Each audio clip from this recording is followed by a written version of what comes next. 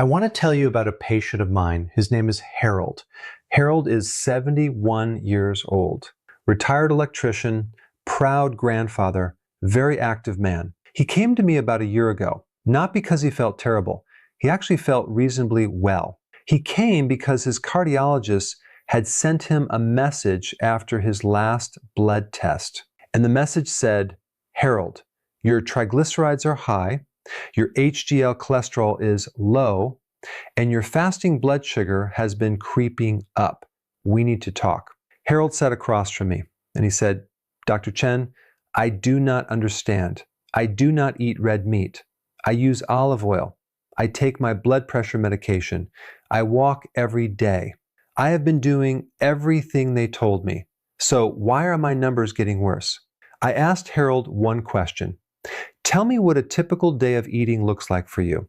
And he told me, toast in the morning, white bread with a little jam, soup at lunch, canned soup with crackers, a cookie or two in the afternoon, dinner. Usually something reasonable, chicken or fish with white rice.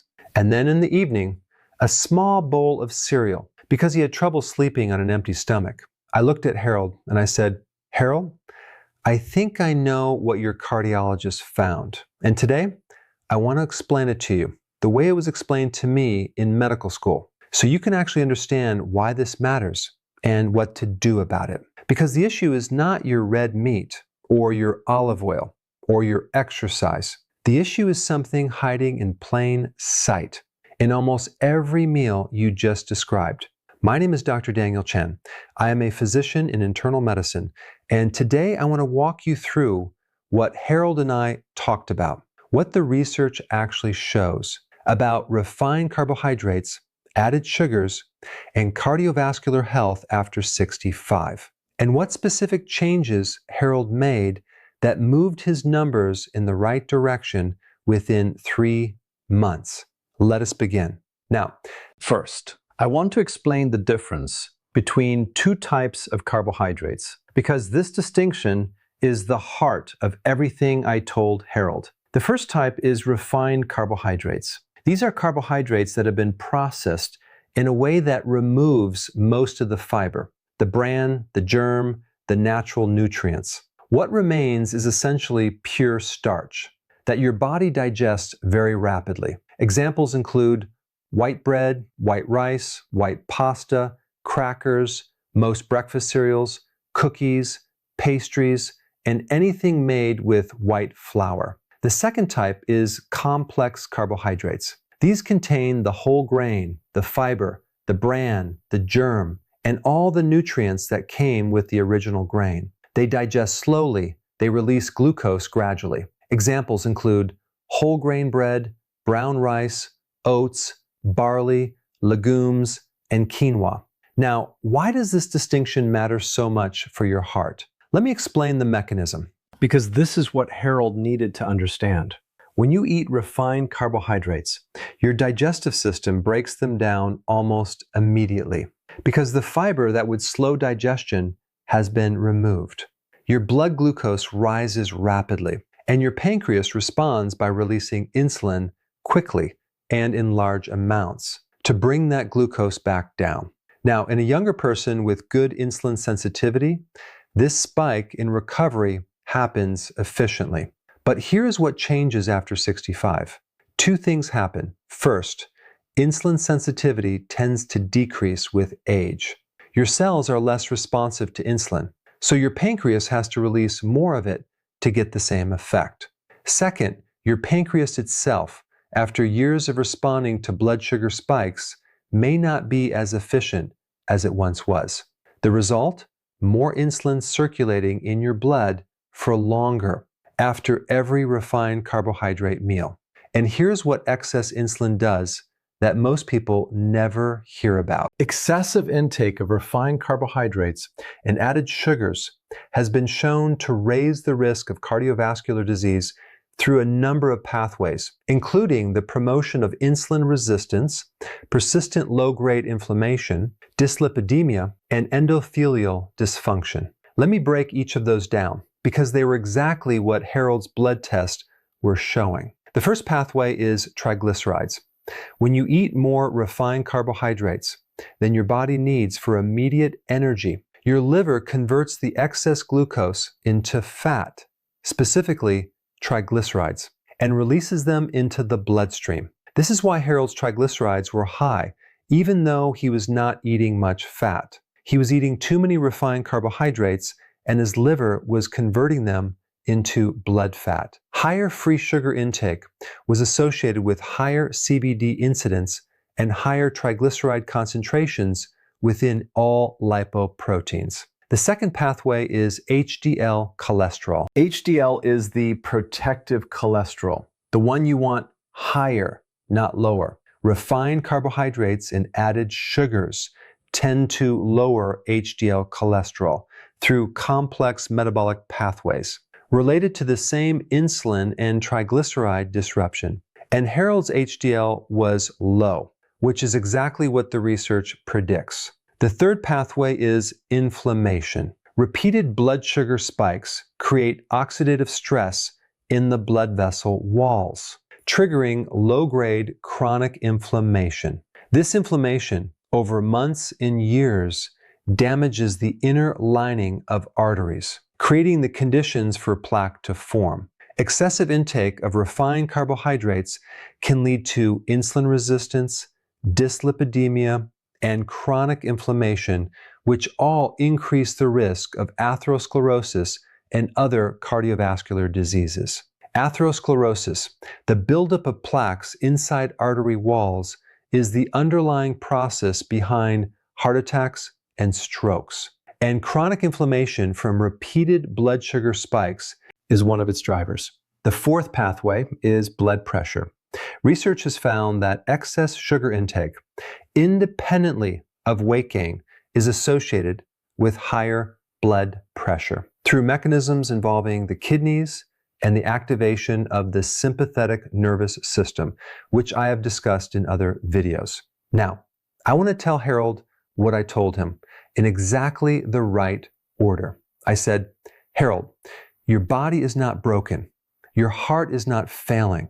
What is happening is that 3 times a day, sometimes 4 or 5, you are asking your body to process a rapid glucose spike. And each time you do, you are asking your liver to make more triglycerides, your HDL to drift lower, your blood vessel walls to deal with more inflammation, and your pancreas to release more insulin than it was designed to handle repeatedly for 71 years.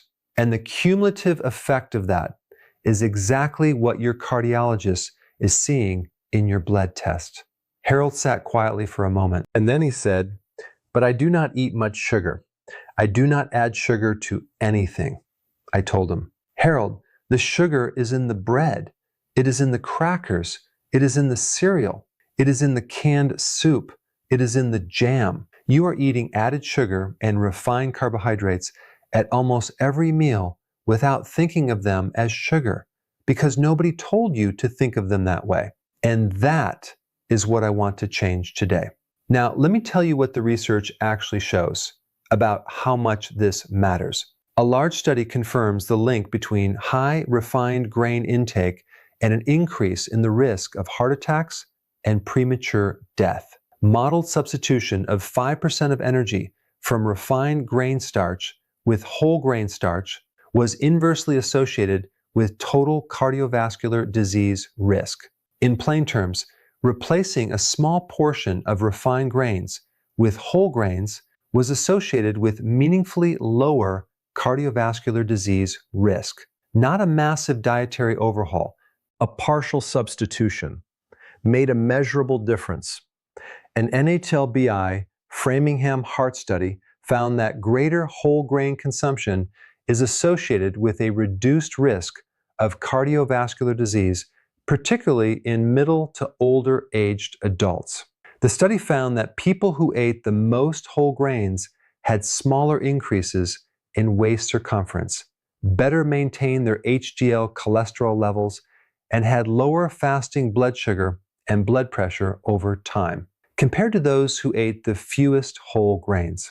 Now, I also want to address added sugar specifically because it is slightly different from refined grains, and the research on it is striking. Regular intake of added sugar was significantly associated with increased triglyceride levels and lower HDL cholesterol levels and higher blood pressure. An excessive intake of added sugar was associated with increased de novo lipogenesis in the liver, hepatic triglyceride synthesis, and increased triglyceride levels, a known risk factor for cardiovascular disease.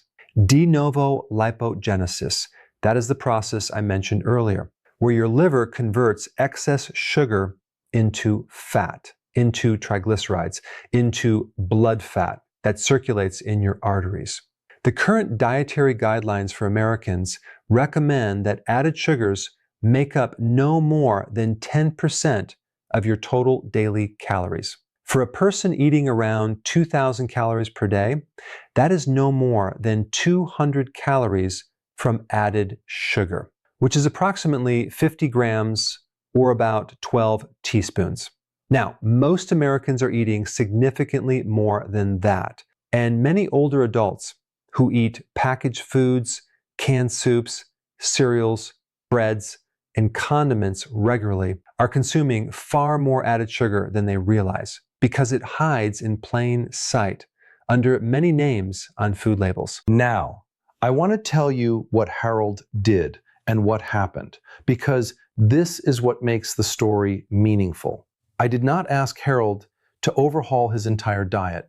I asked him to make 4 specific changes, and I want to share them with you because they are changes anyone can make without making meals complicated or expensive or joyless.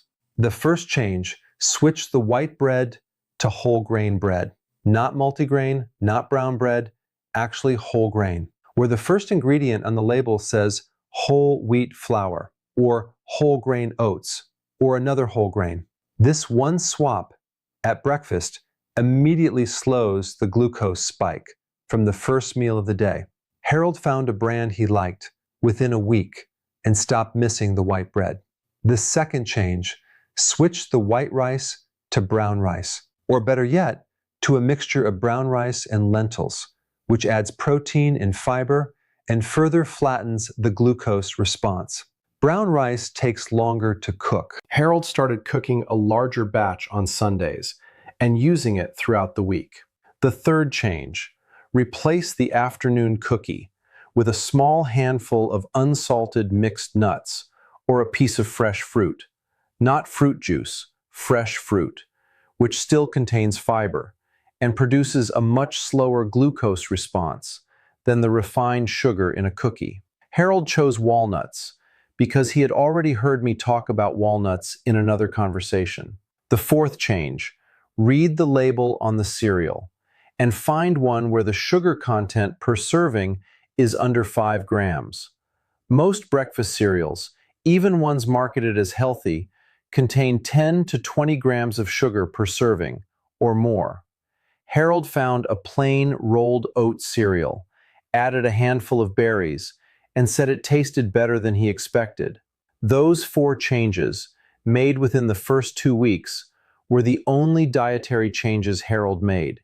He kept everything else the same: his olive oil, his chicken and fish, his daily walk, his blood pressure medication.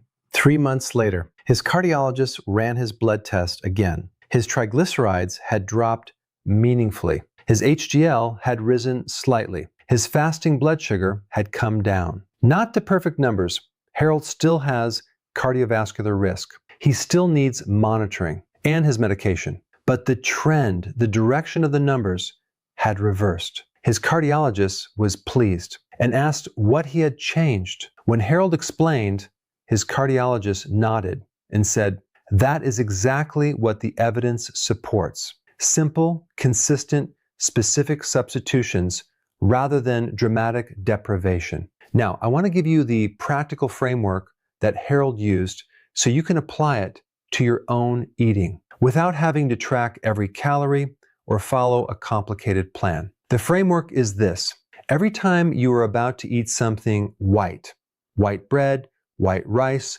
white pasta, white crackers, or something sweet. Ask one question. Is there a whole grain or fiber-rich version of this? That I actually enjoy. If yes, make that swap gradually, one meal at a time. You are not trying to eliminate carbohydrates. Carbohydrates are not the enemy. Refined carbohydrates in large quantities, eaten repeatedly throughout the day without fiber to slow them down, are what the research identifies as the problem. A diet rich in vegetables, legumes, whole grains, fruits, fish, and healthy fats is what the 2025 Dietary Guidelines Advisory Committee and the accumulated evidence base points toward for cardiovascular health. Dietary patterns characterized by higher intakes of vegetables, fruits, legumes, nuts, whole grains, fish, and unsaturated fats, and lower intakes of red and processed meats, refined grains, and sugar-sweetened foods and beverages are associated with lower risk of cardiovascular disease, including clinically meaningful improvements in blood lipids and blood pressure. Now, I want to be honest about something because I think it is important. Harold's results were real, but they were also specific to Harold. He had a relatively straightforward dietary pattern with clear substitutions available and no competing health conditions. That complicated the picture. For someone with diabetes or kidney disease or other conditions, dietary changes need to be guided by a physician and ideally a registered dietitian who can take your full health picture into account. What I do not want is for you to watch this video and make dramatic dietary changes without talking to your doctor. What I do want is for you to watch this video and then go to your next appointment and ask your doctor, can we look at my triglycerides, my HDL, and my fasting blood sugar? And can we talk about whether my carbohydrate and sugar intake might be contributing? That is the right starting point. Let your doctor see the full picture before making significant changes. Now, let me give you a few practical questions to bring to your next appointment. Ask your doctor, what are my triglyceride levels and what should they be? Ask, what is my HDL cholesterol? And is it in a healthy range for my age? Ask, looking at my diet, do you think the amount of refined carbohydrates and added sugars I am eating could be affecting these numbers? And ask, would a referral to a registered dietitian be helpful to help me make sustainable changes? A registered dietitian is the most qualified person to design a practical eating plan that fits your specific health needs, your food preferences, and your life. Not a generic plan, your specific plan. Now, let me close with Harold, because I want to end where I started. 6 months after that first conversation, Harold came back for a routine visit. He had kept the changes, not perfectly. He told me he still had white bread occasionally, and he went back to white rice once or twice at a Chinese restaurant because he missed it. I told him, Harold, that is exactly right. This is not about perfection. It is about the pattern over time. The pattern you eat 5 days out of 7, not the exception you make on Saturday. His blood numbers had continued to improve. His cardiologist was happy. And Harold, for the first time in a while, did not dread his annual blood test. He told me, Dr. Chen, nobody ever explained this to me this way before. Everyone talks about fat, or salt, or red meat. Nobody ever sat down and explained what white bread and crackers were doing to my triglycerides. That is why I am explaining it to you today, because you deserve to understand your own body, and you deserve to know that sometimes the answer is not a new medication or a dramatic lifestyle overhaul. It is 4 specific swaps made consistently over 3 months that your cardiologist will notice in your next blood test. I am Dr. Daniel Chen. Thank you for spending this time with me today. If Harold's story resonated with you, please share this video with someone you care about who might be doing the same thing at every meal. Without knowing, what it is doing to their heart numbers. Leave your questions in the comments. I read every single one. And I will see you in the next video. Take care of yourself.